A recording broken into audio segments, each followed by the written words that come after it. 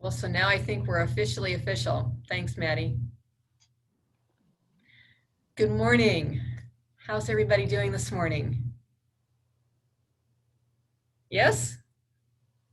Okay. This first half hour was slated to be a beginner's course 101 to STAR assessment, particularly for new teachers. Next week, I'm going to do a session on the new platform. So for those of you who have worked with STAR assessment in the past, and you've noticed that there's a new platform, AWS, the Amazon Web Service, very, very similar, but you'll notice that it looks very different. So I will point out some of those differences. But this morning I thought I would just start with an overview of STAR assessment. You did receive instructions from your principals on how to give the test remotely, yes? Heads nodding? Mm-hmm. Yes? Mm-hmm. Do you have questions about that? How do you recommend administering the test? I mean, I know what do you have any experience doing it virtually? No, I have no Okay, experience. I didn't think so. Yeah, I have no experience doing it virtually. The instructions that Renaissance has delivered, has published, obviously they have tested it, they've tried it out, they've got videos. So if you want to, and I can provide you with some, they have some videos that show how to do it virtually. So there's the written instructions that they have provided that Leslie gave to the principals, that the principals forwarded to you, but Renaissance also has some videos that show. And I went through and checked it out. I had Kirsten Jorgensen sign on as her son because I wanted to see what the students saw, because it's different. The platform is different with the single sign-on. Well, one, I wanted to make sure that the links work. Yes, they do. And there's no more passwords. None of that happens. The students just click the little R, and then it takes them into a window, and I can actually show you what that looks like. Hang on, I'm going to share my screen. Share. Can you see my screen? Yep. So when the students sign on, they'll see the R. They'll click the R, and this is what they'll see. And then on the instructions that your principal gave you, it tells you what to read to the students. It'll say, click on the STAR reading or the early literacy or the STAR math. And if you have a student who's a non-reader, it will say the square with the blue or the square with the yellow or the square with the red. Something brand new this year is the STAR CBM. So when you have students who are brand new to STAR assessment, they won't care that STAR CBM is there. But for those of you with third graders, fourth graders on up, they'll look at that and they'll go, what's that? And it's something brand new to Renaissance this year, curriculum-based measurement. And I'll talk much more about that in the second half hour because it's an additional measure. Once we get through our screening period this month and we get initial scores on students, when we need more data, particularly since we don't have students in our classrooms right now, we don't have eyes on, so we need some additional data. it's some additional testing measures. So when students are asking, well, what's this other square? You can say, it's an additional way that we can get more testing data for you, and we'll talk more about that later. So if they're inquisitive, as our students are, you can tell them more about it later, and I will tell you more about it later. But I wanted to show you what students are going to see when they sign on.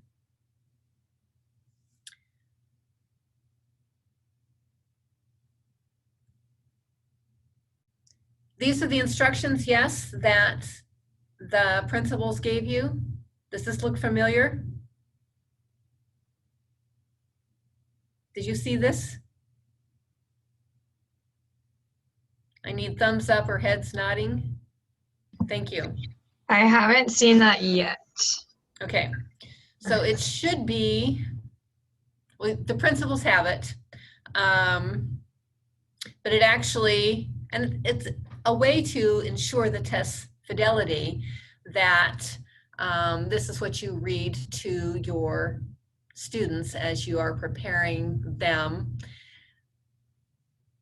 However you're setting it up, whether you're doing it 5 at a time or 3 at a time or 10 at a time, that you're reading this to them. Please log into Renaissance. If you have not already done so, you will see a blue tile called Star Reading with a light blue corner. Click on that. Do not click on the start button yet, blah, blah, blah.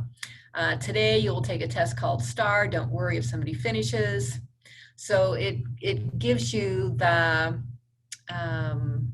dialogue to read to the students. Again, trying to ensure some testing fidelity as the students are taking it virtually. I do recommend, Barb, that this is a way to, I'm going to use the phrase again, ensure that testing fidelity, that we stick to the dialogue here. And I don't know what your principals are recommending as far as how many students you test at a time and what kind of sessions you do that.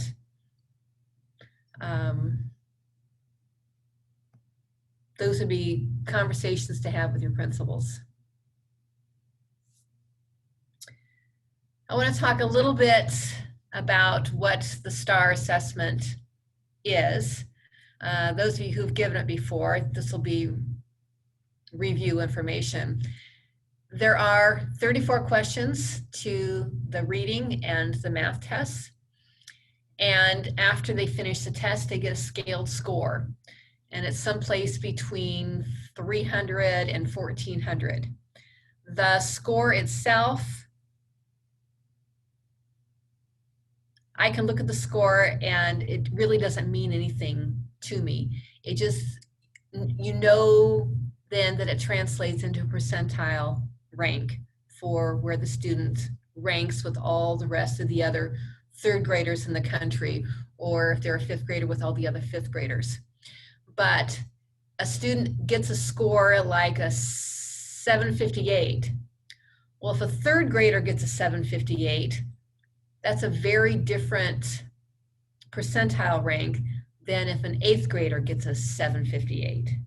So a 758 is a 758 is a 758. It shows that a student has accomplished this and this and this and this, has mastered these skills. But if a third grader has mastered those skills, that's saying that this student is way advanced. But if an eighth grader has accomplished and mastered these skills, it might mean that the student is actually behind. So the questions measure mastery of skills, and then a student gets a score, and then that score is ranked with all the other students in the country. And the reason this district goes with STAR assessment is because 1/3 of the districts in the country use it. So when we receive a score on a student, we know that they're being compared with thousands and thousands and thousands and thousands and thousands of other students throughout the country. So we know it's a good measure. We know it's a valid measure of how they're doing. Another reason this district has chosen to go with STAR assessment is that it takes approximately 20 minutes to administer. It's not like a test that takes 2 days or a half of a day. It takes about 20 minutes. We do want to encourage students to take 20 minutes. We don't want them done in 5 minutes. So that would be part of your monitoring as students are doing it. You don't want them just clicking through. You want them taking the time to read it. But it should take them about 20 minutes. The questions are timed, so if a student takes too long on a question, they can get timed out. But that's okay because it's computer adaptive. If the question is too hard, that tells us something. And the student gets the question wrong, and then the next question that comes to them is a little bit easier. And then if they get that one wrong, then the next question comes a little bit easier. And then they get that one right, that tells the system something, and then the next question adapts to the answer. So it's a computer adaptive test. And because of all of the data that Renaissance has accumulated, they know that in 34 questions, they can get an accurate and valid assessment on a student. Student finishes a test, they get a scaled score, and then that score translates into a percentile rank. And they are measured with all the other students in the country. The other score that this district looks at frequently is a student growth percentile. So then with the student growth percentile, students are measured only with academic peers. It's different from the percentile rank. Percentile rank, a fourth grader is measured against all other fourth graders. Student growth percentile, a fourth grader is only compared against other fourth graders who have scored similarly to them at the beginning of the school year. So let's say we have a fourth grader that scored in the 12th percentile. They're behind. So we want to see how much that student grew compared to other fourth graders who also scored in the 12th percentile. So if that student grew a bunch compared to other fourth graders in the 12th percentile, we know that we're doing a good job of addressing the needs of that student, because a student at a 12th percentile needs to grow more than just a year's worth of growth. They need to catch up, they're behind. So we want to see how much they're growing. We want all students to grow, but when students are behind, we need to know that they're growing more. And so we look at what we're doing, how we can intervene in their lives to help them to grow faster, help them to grow more, and how we can deliver our instruction in new and better ways, like we're already doing. So we look at the student growth percentile. So there's a percentile rank where fourth graders, for example, are compared against all of other fourth graders, and the student growth percentile where they're only compared with their academic peers so that we can see how much they're growing. So those are the two scores that we look at the most in this district.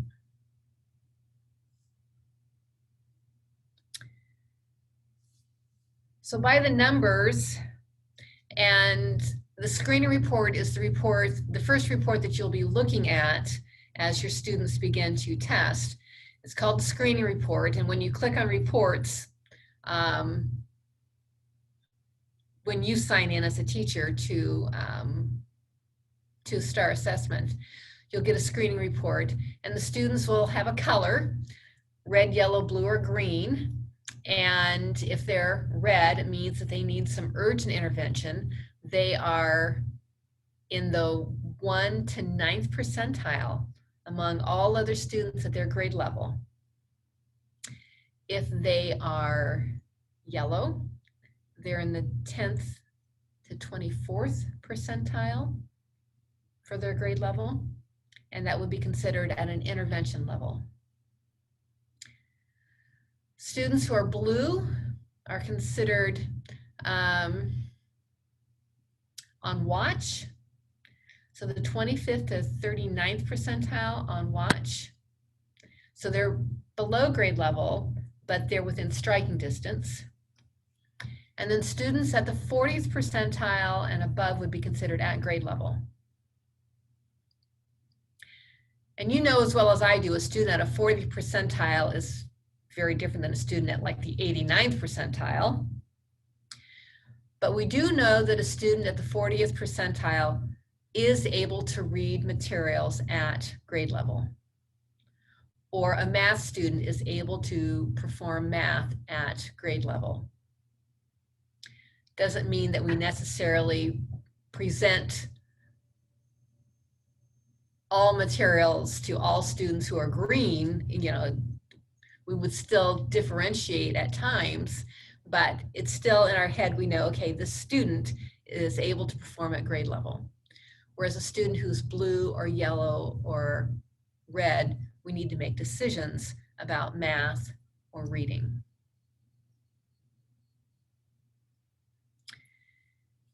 Growth report, then, we know that if a student has an SGP, a student growth percentile, at 1 to 34, it means they're getting less than a year's worth of growth. And, you know, all students deserve at least a year's worth of growth. And so it doesn't matter if that student is a really, really bright student, or a student, I mean, you know, a student who is a very capable student, or a student who has some weaknesses and needs to be growing. Anybody with a low SGP, we need to be looking at why are they not growing. A year's worth of growth then is 35 to 65. And then a student with a 66 or above SGP is having more than a year's worth of growth.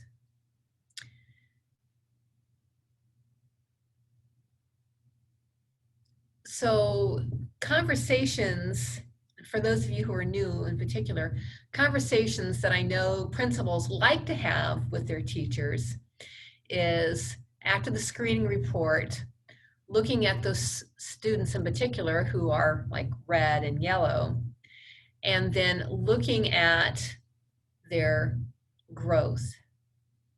And students who are red and yellow, trying to help them to have more than a year's worth of growth, wanting high growth. Because how are they going to catch up? Otherwise, they will just stay either a year behind or 2 years behind, or, heaven forbid, fall farther behind. How do we help them to grow more? And those are the conversations that we have frequently.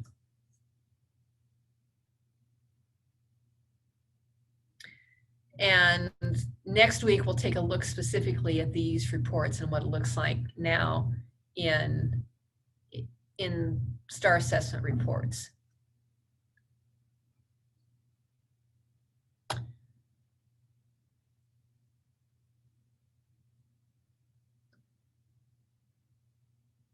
So, questions?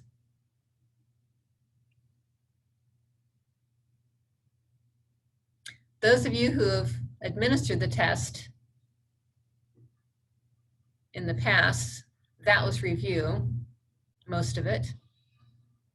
Those of you who haven't administered it before,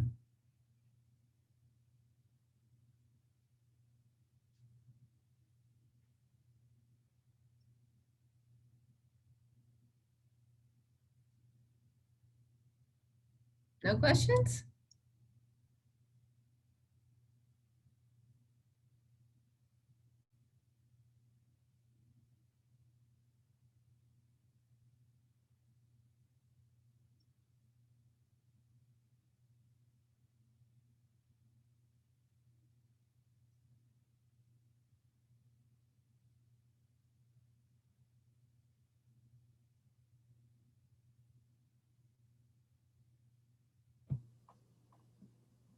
Jared, I have a question.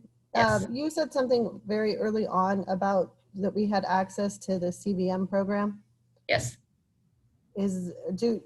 I just haven't, that's the first I've heard of that, so that we have access to it. So I'm just curious to see, I mean, are we going to be using that this year? Yes, and particularly in your role, Barb, you and Liz, I think it can be a very valuable tool. Exactly, and had only heard of it about 5 days ago, so I'm only about 5 days ahead of you, Barb.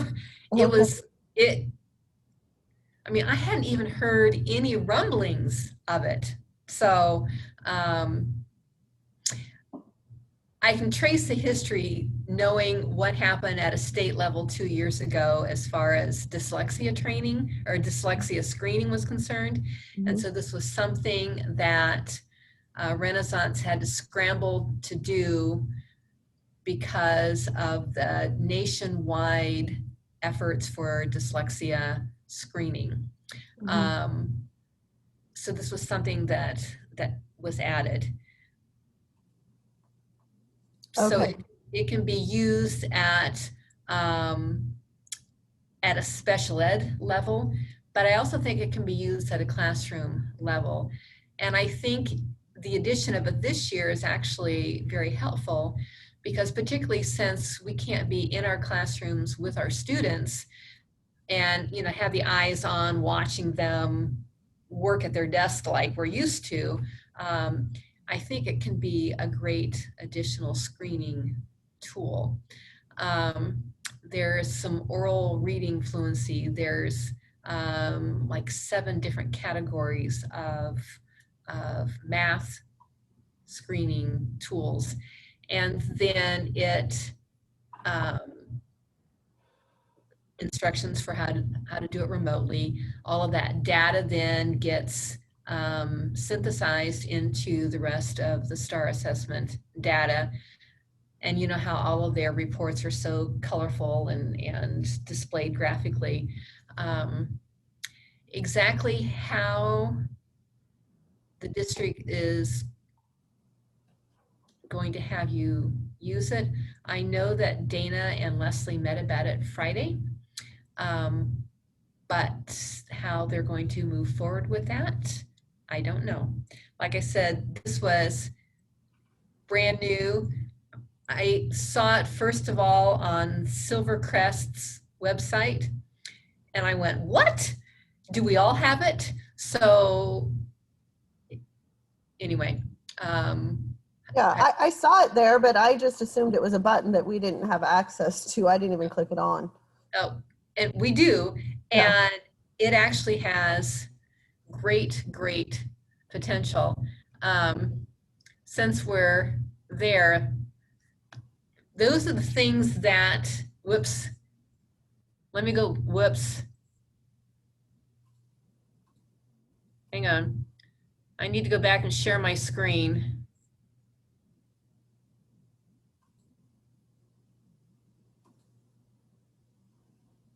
Share right there. Those are the things that it can screen for. So Barb, if you look at the math, it's Mhm. considered grade K through 3, but do you have some students at the 4th grade and 5th grade level who um, you Mhm. could get some data Yeah. on multiplication, on mixed addition and subtraction, um, and on the reading side, the letter naming, the letter sounds, phoneme segmentation, Again, that would be considered K3, but do we have students in the 4th grade, 5th grade that still need some phonics work? So the CBM measures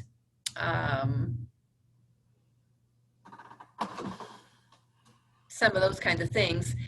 And they're calling it K6 because the addition of the oral reading passages, and they have those K6, and it's really very cool. I tried it out, and there's a nice little video that shows it takes a minute. You highlight words the student misses. It tells you immediately how many words a student has read.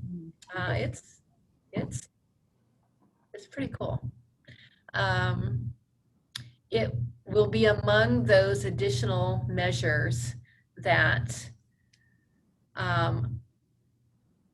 that Leslie wants me to talk about in the next half hour of what else we can do to measure how our students are doing besides using STAR assessment. So if there aren't any other questions, I can just go ahead and launch into that and we can be done. Any other questions about this introduction to STAR assessment and how to administer and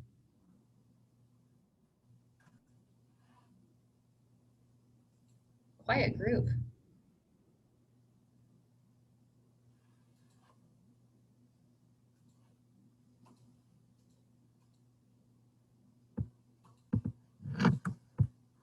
Okay.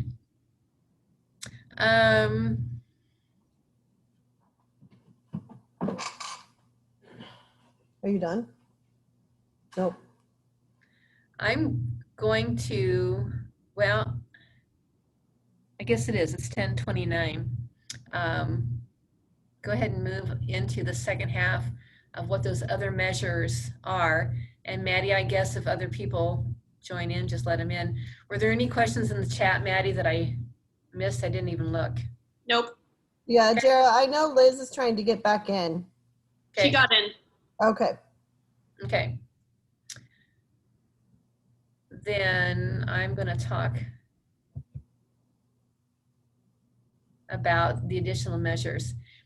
So my first question is, has Leslie shared with you a folder called an assessment folder? I think she may have. With everybody, with some of you? I'd have to look at my email. Let me, I will look. Knowing that you may need additional data for the assessing of your students, besides, you know, the number that you get from STAR assessment. And STAR assessment is a tool, it's a good tool, but obviously it's not our only tool. And since we don't have the additional opportunity to meet with our students in person, she started thinking very early on that we might need some other ways to assess our students, some additional ways besides STAR assessment. So we started putting together a folder of other just quick little ways that we can get some additional data for our students. So there's a folder, and so I thought I would go through some of the things that we've put into the folder if you're needing some additional data for your students. So I'm going to go ahead and share my screen again.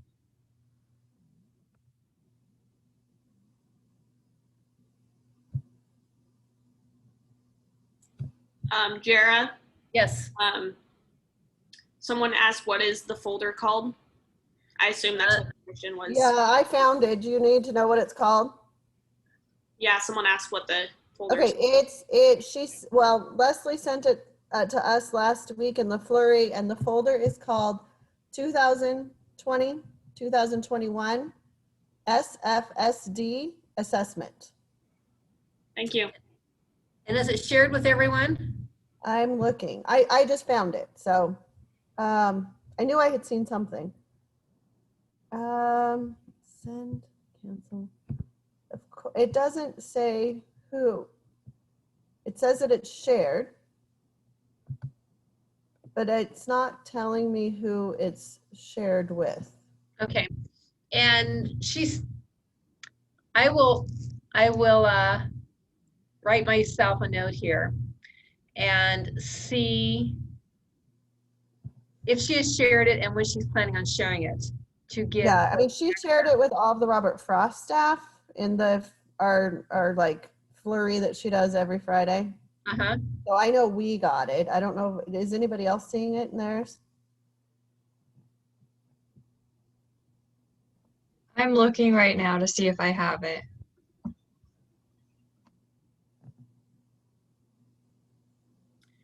2020.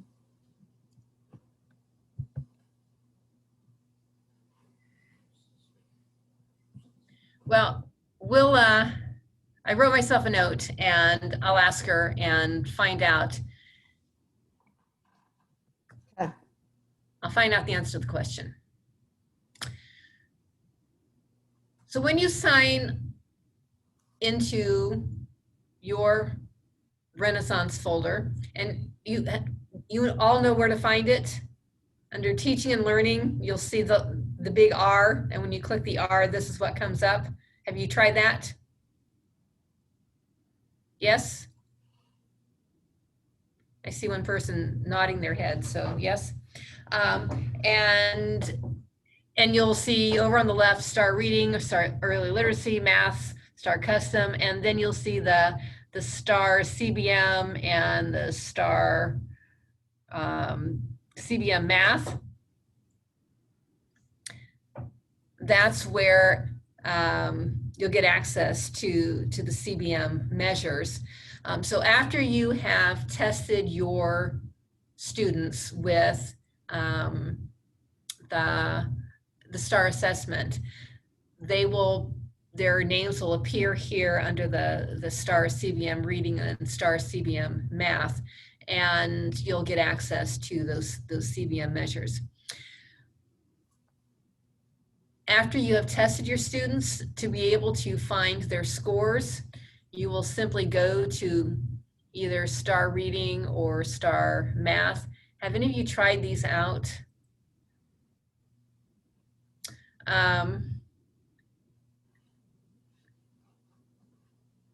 When you click on STAR reading or you click on STAR math, it's still going to ask you to choose STAR reading. It's going to ask you to choose your students, and then it's going to give you the report, and it will look very similar to reports that you've had in the past. That will look similar.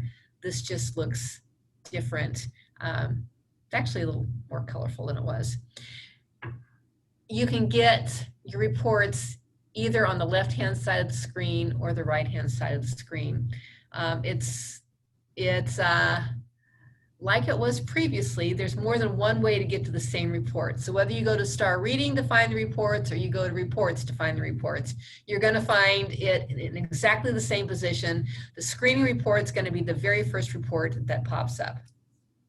So after your students take the test, you're going to be able to find your results by clicking either here for whichever test they took, the reading, the early literacy, the math, or by clicking here. Both places will take you to exactly the same next screen. And then I showed you, those of you who are on the first half hour, I showed you what the students are going to see.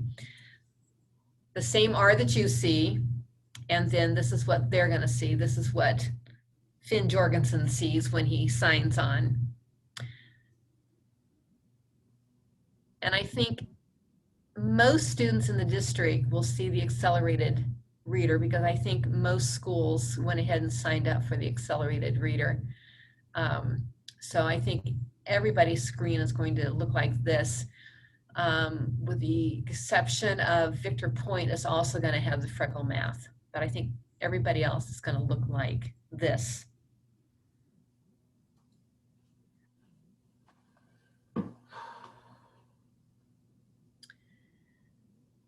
So after you have finished the STAR assessment and you have students who are, I'm going to say red or yellow or blue, students who are needed urgent intervention, or, you know, there are those students that, you know, you scratch your head about and you're like, there's something I just need more data. You know, they're doing okay, but you just kind of feel you need more data. Here's one way that you can do it easily and electronically and remotely through something that Renaissance has added this year.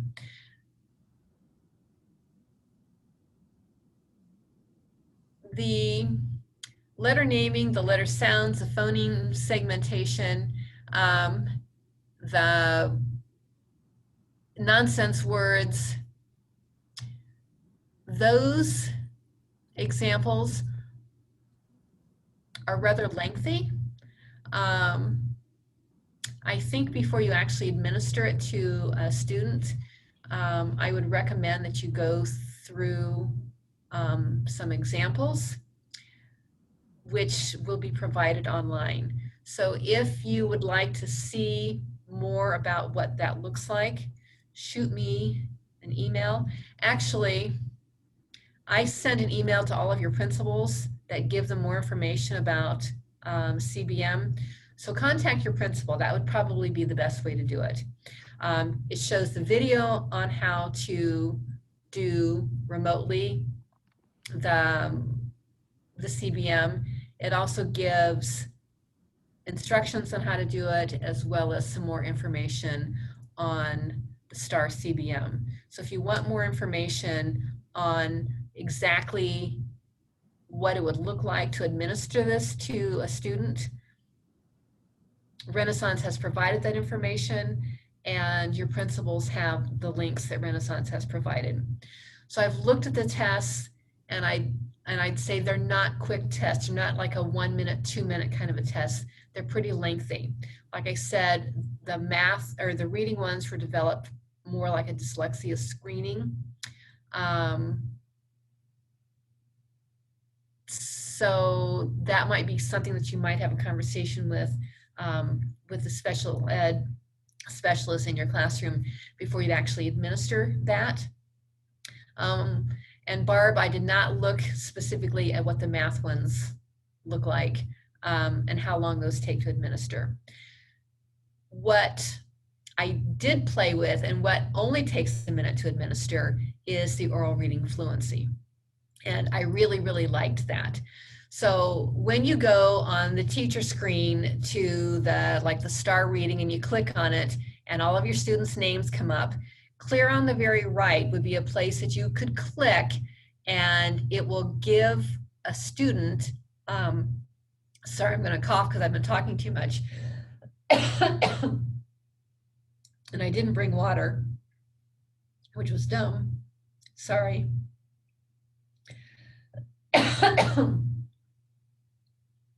It will give the student a passage to read, and there's instructions, kind of like on your mark, get set, go, and the student will begin reading, and the little timer pops up. Anytime they miss a word, you highlight it on your screen, and when the minute is up, it disappears from the student's screen. It times the student. It gives how many correct words per minute that they read. It records it electronically on your screen, and it's a really quick 1 minute. You get to hear the student read at their grade level, and you get a words per minute. That I really, really liked. It's an opportunity to hear your students read orally. It was a great addition. So there is an additional way that you can get some data on a student and have it recorded for you. And again, more information on how to administer that, your principals have.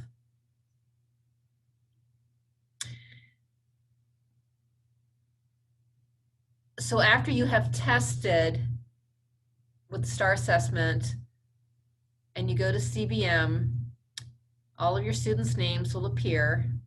And over here on the right is where you would click. And if you wanted to hear this student read orally, a piece would come up like this, and they would see it, you would see it. They would not see you mark whatever words that they missed, but it's timing, and then however many words correct that they got, it would record it and then tell you, you know, are they doing this at grade level or not? It's really pretty slick. That's one measure that you can use to get additional data on your students. Another way that you can get data on a student, have you ever administered a San Diego Quick? And it truly is quick. After the STAR assessment, it will give you a grade equivalency score. I've never liked it because it fluctuates so greatly, and even the psychometricians at Renaissance will state don't use the grade equivalency score, because if you share that with parents, it will either freak them out or they'll run around thinking that their kid's a genius. But if you want a quick assessment of a grade level of where a student is operating as far as reading is concerned, this is a San Diego Quick, and it's already in that assessment folder that Leslie has and either has or will be sharing with you. The instructions on how to administer it are there. Having a student read the words, they miss one, independent level, instructional level, frustration level, it's very easy to administer, particularly if you get a brand new student and you just need some really quick information on them. I've used this a lot. I just need to know what grade level, what reading level that the student is able to operate independently.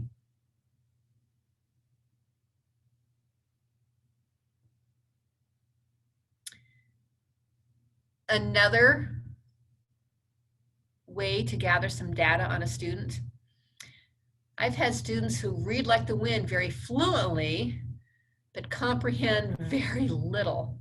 A maze is a quick way to gather some information, whether or not student is comprehending at grade level. Look at this. The light changed to green and Ted and his mother walked across the street. They're on their way to food store and they have to find the correct choice. It tells you very quickly, this takes about 2 minutes, tells you very quickly, is the student comprehending what they read? It's called a maze. And in this folder, you're given, I think there's like 3 different mazes at each grade level. It's a very quick way to get some more data on a student that you might be scratching your head about.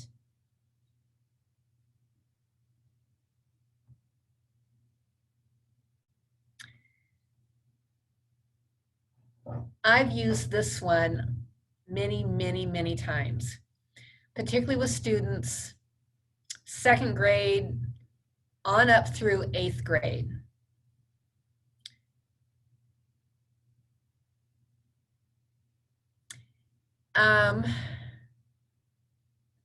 I can tell in 2 minutes if the reason a student is having trouble reading is because they need to back up and learn or relearn some phonics.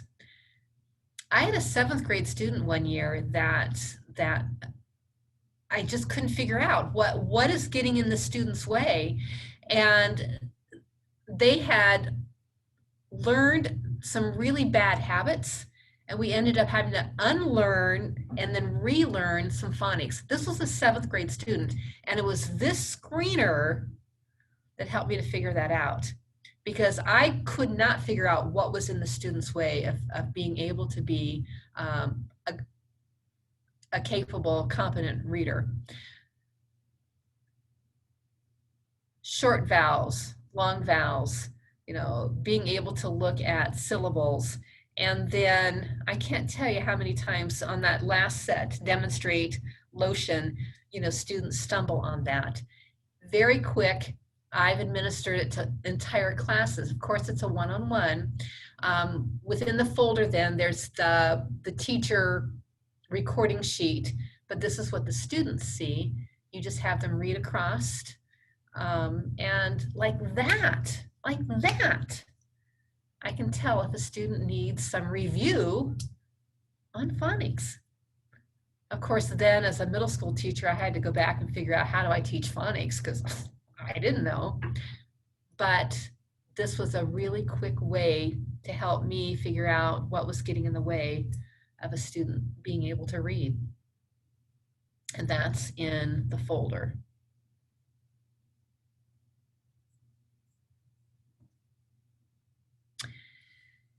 I showed you the oral reading fluency that is in the CBM for STAR assessment.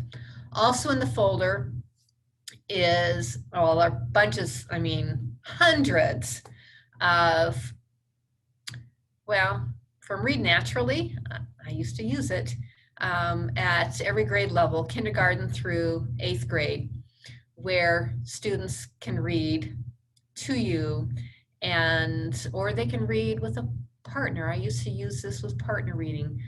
First student would cold read, second student would read it. They would record how many words per minute they were reading.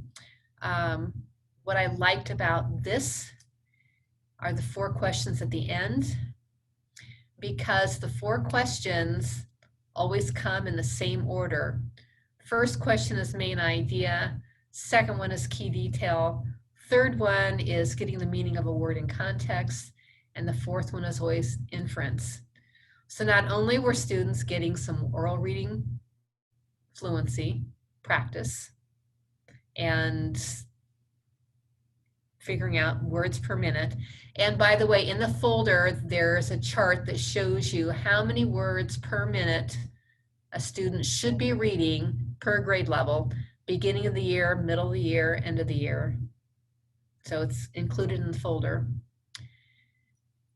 But I would also have students chart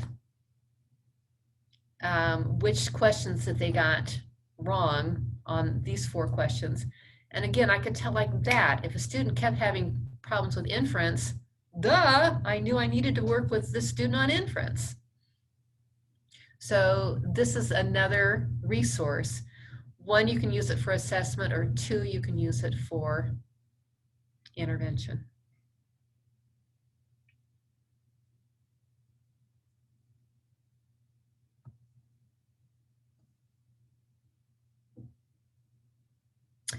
Now, questions, because that's it.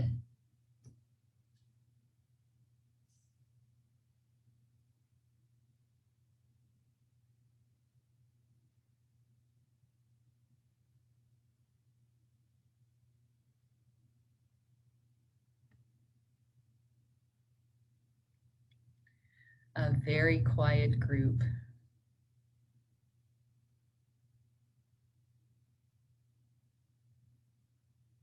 So is the folder something that's already been shared with us, or is it going to be shared? Do you know? I don't know the answer to the question. I've written it down and I will find out the answer. And I'm sure Leslie will be in contact. Okay, thank you.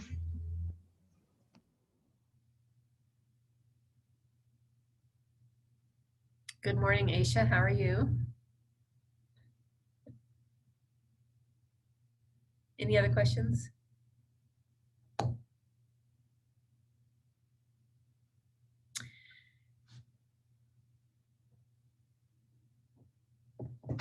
Thank you. Have a good morning. Aisha, as you have questions going along, let me know. Okay. Hang in there. Stay well, everybody.